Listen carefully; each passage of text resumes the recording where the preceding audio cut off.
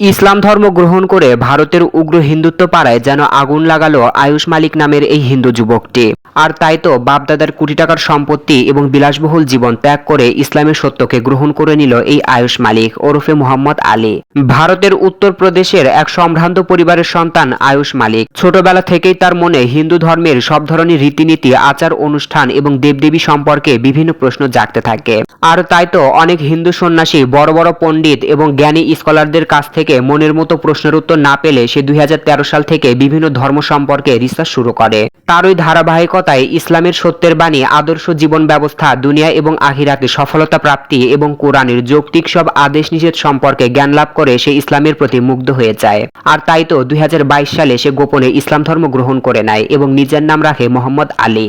পরবর্তীতে চাঁদনী নামের এক মুসলিম মেয়েকেও সে বিবাহ করে নেয়। তবে তার এই ইসলাম ধর্ম গ্রহণের কথাটি এতদিন গোপন রাখলেও চলতি বছর তার পরিবারকে সে সবকিছুই জানিয়ে দেয় এবং পরিবার থেকে আলাদা হয়ে যায়। ফলে বর্তমানে তার এমন পদক্ষেপ ভারতের উগ্র হিন্দুত্ব মহলে যেন তোলপাড়ের সৃষ্টি করেছে।